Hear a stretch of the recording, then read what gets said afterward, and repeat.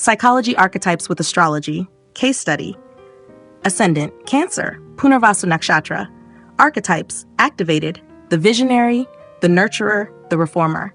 Sarah's ascendant falls in Cancer, ruled by the moon, which brings a naturally emotional, intuitive, and receptive lens to her personality. Cancer rising individuals are deeply connected to their inner emotional tides. They seek security, belonging, and emotional understanding. But Sarah's rising nakshatra adds an entirely different depth.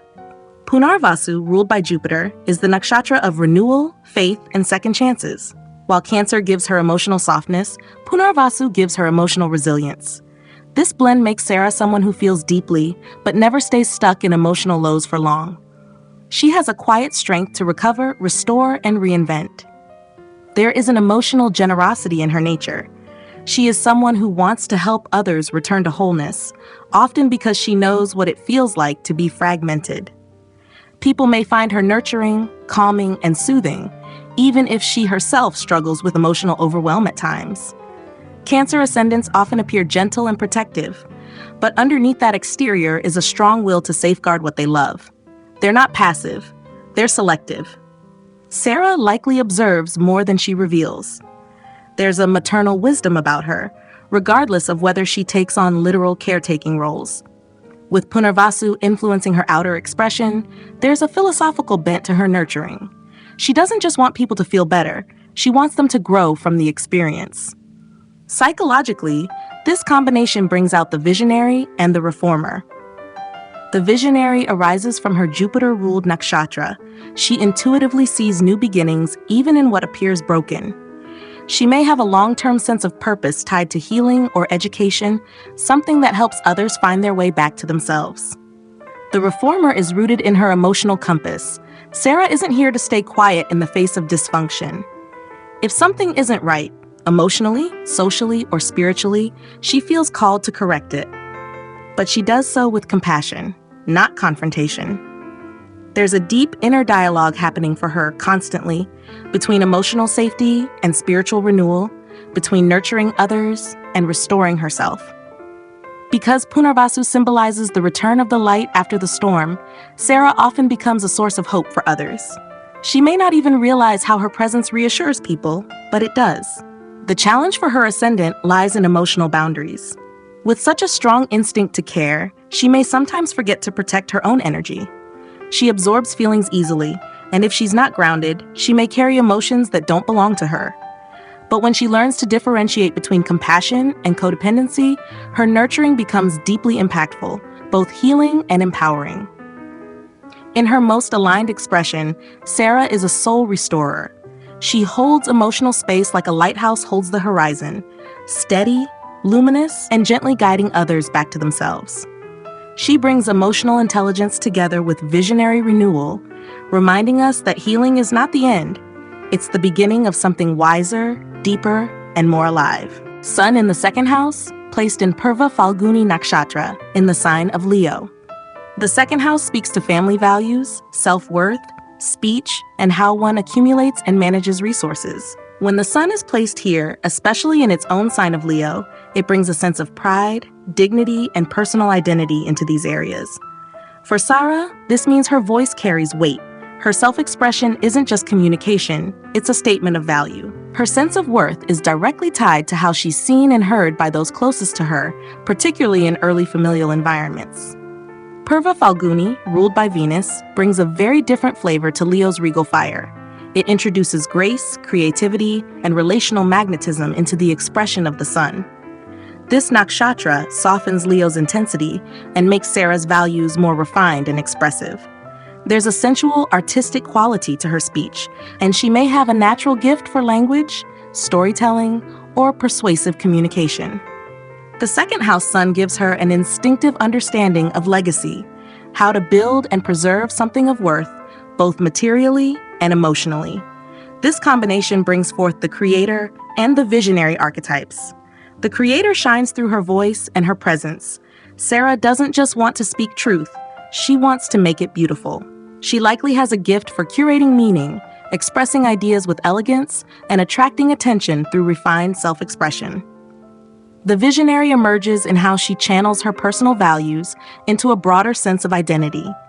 She wants her contributions to have significance, not just function, but resonance. Psychologically, this placement suggests someone who learned early on that visibility and voice are tied to safety and recognition. There may have been moments in childhood where she was praised for her talents, her looks, or her charisma, and she internalized the message that being seen equaled being loved. This can become a strength when matured, giving her the ability to take up space without apology. But it also invites reflection. Is her self-worth dependent on outer admiration, or is it rooted in inner alignment? The challenge here lies in not over-identifying with one's image or status. The second house sun in Leo can become overly attached to being right, being respected, or being admired, especially through speech or creative output. But when Sarah roots her self-worth in authenticity rather than approval, this placement becomes a radiant source of inner sovereignty. Ultimately, this is the voice of a leader, not necessarily the loudest in the room, but the most consistent in value and presence. Sarah's words carry authority not because she demands it, but because she embodies what she believes. Her legacy will likely be tied to how she used her voice, for beauty, for truth, and for illuminating paths of value for those who listened. Mercury in the third house, placed in Hasta Nakshatra in the sign of Virgo. The third house is the seat of communication, curiosity, skills, and close interactions, especially with siblings, peers, and the immediate environment. When Mercury, the natural ruler of this house, is placed here in its own sign of Virgo, its powers are sharply refined. For Sarah, this creates a highly perceptive, articulate, and mentally agile mind. She's observant, skillful with words, and often thinks several steps ahead. Hasta Nakshatra adds yet another layer of hands-on precision and creative dexterity. Ruled by the moon, Hasta blends Mercury's intellect with emotional finesse and tactile skill. Sarah may be naturally gifted with her hands, whether in writing, crafting, healing, or organizing, and her ability to handle things both literally and figuratively is impressive. Her communication isn't just logical. It's rhythmic, engaging, and often soothing. She knows how to read a room, adapt her tone, and deliver messages with precision. This placement awakens the strategist and the administrator archetypes. The strategist in Sarah is methodical and clear. She doesn't just talk, she plans. She knows how to convey ideas with impact, often bringing structure to chaos through words and systems. The administrator shows up in her need for clarity, order, and efficiency. She likely values well-documented plans, detailed instructions, and crisp dialogue, and may feel unsettled when communication becomes vague or overly emotional. Psychologically, this suggests someone whose mind is always active, solving, refining, anticipating. Sarah may have grown up in an environment where practical intelligence and clear thinking were highly valued, or perhaps she learned early on that communication was a way to stay in control, stay safe, or stay seen. She likely finds comfort in planning and may use writing, journaling, or structured conversation as a way to process emotions. The challenge here lies in overprocessing. Mercury in Virgo can become overly analytical, especially in the third house where mental energy is constantly stimulated. Sarah may at times get stuck in overthinking, perfectionism, or become too focused on how things should be said. But once she balances intellect with intuition, thanks to Hasta's lunar influence, she develops a communication style that is both efficient and emotionally intelligent. At its best, this placement makes Sarah a master of conscious communication. Her words not only inform, they build trust. Her skills don't just complete tasks, they create systems. Whether she's explaining, teaching, or problem-solving, she brings a rare blend of clarity and calm. She's not here to speak the loudest. She's here to speak with accuracy, grace, and meaningful intent. Venus, Jupiter, and Rahu in the fourth house, all placed in Swati and Vishaka nakshatras in the sign of Libra. The fourth house governs inner emotional security, family roots, mother, and the sense of home, both physical and psychological. With 3 planets gathered here, Sarah's emotional world is a central theme in her life's journey. She doesn't take safety, comfort, or belonging lightly.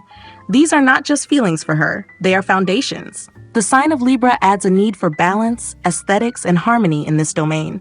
She likely craves a beautiful, peaceful home environment, but also one that reflects justice, fairness, and partnership.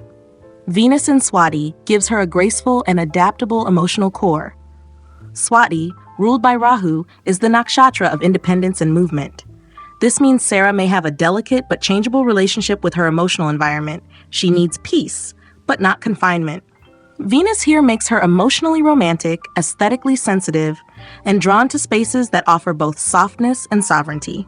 She may be someone who loves to decorate, curate, or create atmospheres that help others feel safe. But her own sense of comfort may depend on freedom more than predictability. Jupiter also resides in Swati, expanding this desire for a fair, emotionally intelligent, and beautiful inner world.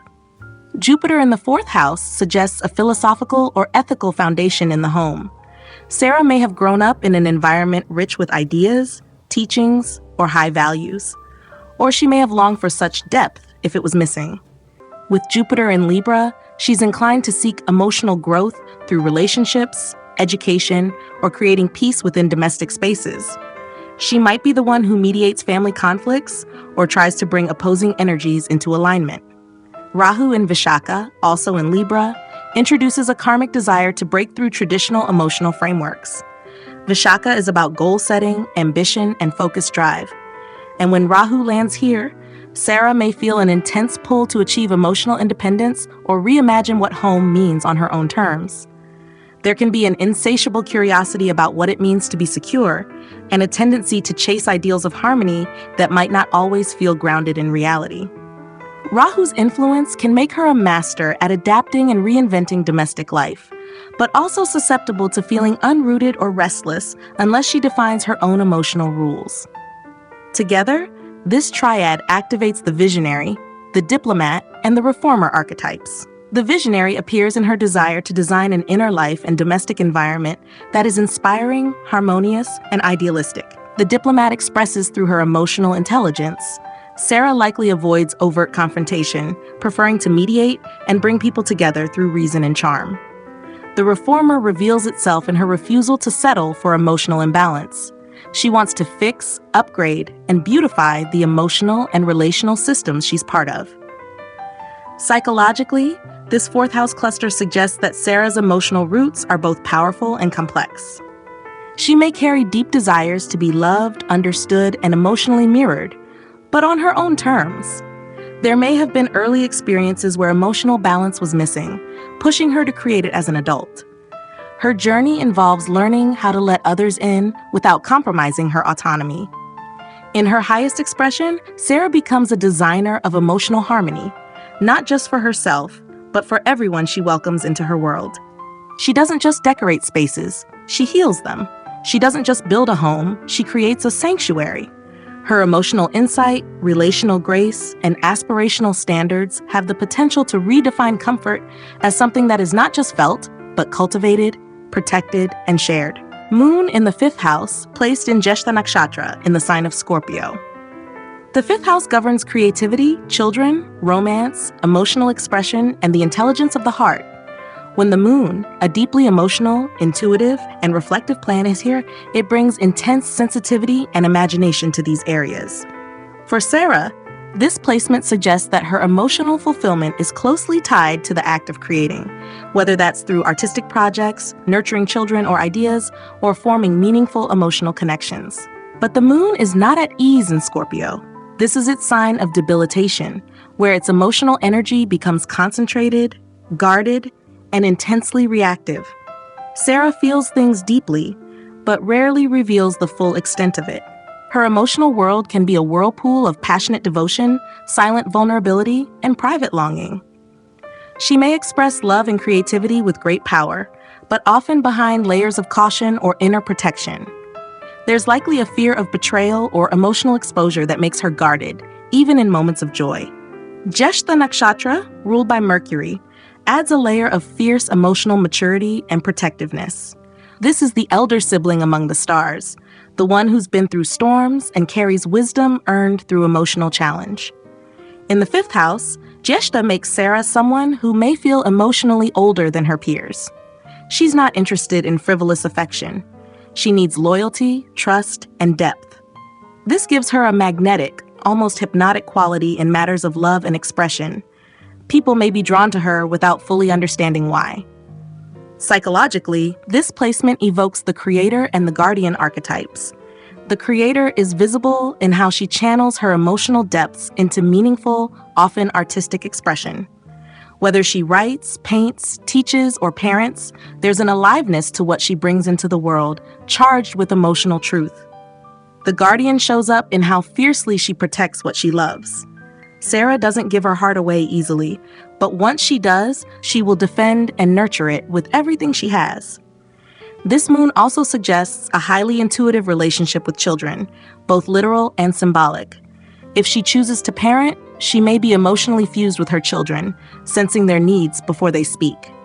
If she creates art or intellectual projects, she treats them like living extensions of herself, deeply personal and emotionally sacred. Yet, with Scorpio's influence, there can also be emotional extremes: jealousy, possessiveness, or fear of loss. The challenge here lies in emotional volatility. The moon in Scorpio in the 5th can struggle with emotional trust, leading to cycles of withdrawal and intensity in love or creative expression. Sarah may at times sabotage her own joy by holding back, fearing that loss is inevitable. But once she learns to trust the process of emotional renewal, that nothing truly meaningful can be destroyed, she gains the ability to love and create with fearless devotion. At its highest, this placement makes Sarah an emotional alchemist. She transforms pain into beauty, longing into wisdom, and love into legacy. Her emotions are not meant to be hidden. They are meant to be shaped, sculpted, and shared with the world in a way that heals, awakens, and inspires. She isn't just here to create. She's here to create from the depths. Saturn in the 8th house, placed in Strategist Nakshatra in the sign of Aquarius. The 8th house is the domain of transformation, emotional intensity, hidden fears, shared resources, and the mysteries of life and death. When Saturn, a planet of structure, boundaries, discipline, and karmic accountability, resides here, it brings a sobering, grounded influence to one of the most volatile houses in astrology. For Sarah, this suggests that her path of transformation is not sudden or dramatic. It's long, slow, and forged through emotional endurance, responsibility, and inner refinement. Strategist Nakshatra, ruled by Rahu, adds a paradoxical layer to this seriousness. It is a nakshatra of healing, secrecy, and solitary insight, where the wisdom of the future meets the wounds of the past. Saturn in this constellation gives Sarah the archetype of a hidden healer. Someone who may not be loud or obvious in her strength, but who works quietly and systematically to repair what is broken, both within herself and in others. This is someone who learns through solitude, who matures through letting go, and who builds her deepest emotional security through personal mastery of fear and uncertainty. Aquarius, the sign where this all occurs, brings a collective, futuristic, and socially idealistic tone to her inner world. While the 8th house is personal and intimate, Aquarius wants to elevate everything to a cause. Sarah may wrestle with intensely private emotions, loss, betrayal, or fear of vulnerability, yet also feel a deep desire to contribute to something greater than herself, to serve a mission that transcends her personal story. This placement activates the arbitrator and the strategist archetypes. The arbitrator shows up in Sarah's emotional steadiness under pressure. She has a gift for remaining calm in chaos, of holding complexity without becoming consumed by it. Her judgments aren't reactive. They're considered, informed by both logic and lived experience. The strategist emerges in how she processes transformation, not through surrender to emotion, but through structured understanding. She likely seeks to make sense of the unseen, to bring logic to emotional depth, and to heal through systems, rituals, or well-thought-out processes. Psychologically, Saturn in the 8th house often brings early experiences of emotional hardship, secrecy, or responsibility. Sarah may have felt like she had to grow up quickly, carrying emotional burdens that weren't entirely hers. Trust doesn't come easily here. She needs time, evidence, and consistency to open up. But the resilience she builds in this process makes her incredibly strong, especially in times of crisis. The challenge of this placement lies in emotional rigidity or suppression. Sarah may sometimes wall off her emotional world in order to feel in control, but healing for her comes through integration, not avoidance. When she allows herself to feel without judgment, her emotional intelligence deepens into a quiet, guiding force. Ultimately, this Saturn gives Sarah the potential to become a master of depth. She doesn't fear the dark. She studies it. She brings order to the unknown, structure to the emotional realm, and wisdom to the processes of loss and rebirth. Hers is a path of quiet mastery, not always visible to the world, but undeniably powerful to those who feel her presence. Ketu in the 10th house, placed in Bharani Nakshatra in the sign of Aries. The 10th house governs career, public life, leadership, and one's contribution to the outer world. When Ketu, a planet of detachment, inner wisdom, and spiritual liberation, is placed here, it marks a soul that has already experienced worldly recognition in past lives. For Sarah, this creates a subtle paradox. She may be called to visible roles, leadership, or responsibility, but she doesn't chase it. In fact, she may feel strangely indifferent or even disconnected from the very idea of success as the world defines it. Bharani Nakshatra, ruled by Venus, introduces the theme of transformation through responsibility. Known for its intense creative and reproductive energy, Bharani governs the act of carrying something heavy, be it life, ideas, or karmic weight. In Aries, a sign of initiative and courage, this nakshatra pushes for action, but Ketu resists outward motion in favor of inward resolution. This creates a deep tension for Sarah. She may be ambitious on the surface, capable and commanding in her professional roles, but internally feel that no title or achievement fully satisfies her. This placement activates the reformer and the architect archetypes. The reformer in Sarah doesn't want a career for power. She wants her work to mean something, to repair what's broken, or to liberate people from systems that no longer serve.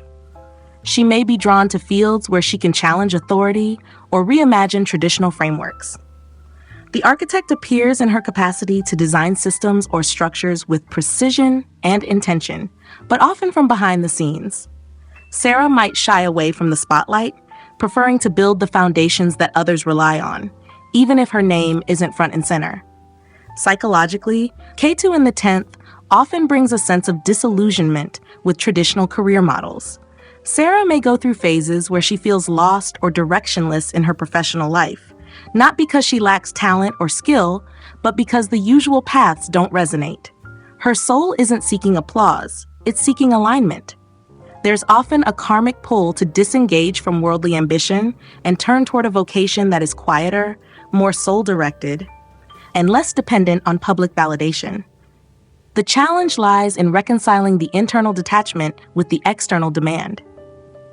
Sarah may be given positions of responsibility that feel burdensome or misaligned, or she may undervalue her contributions, wondering why she doesn't feel more fulfilled by visible success. But over time, she learns that her career is not about climbing, it's about refining. Her role is to strip away illusion, to show what's essential, and to bring integrity back to systems that have lost their center.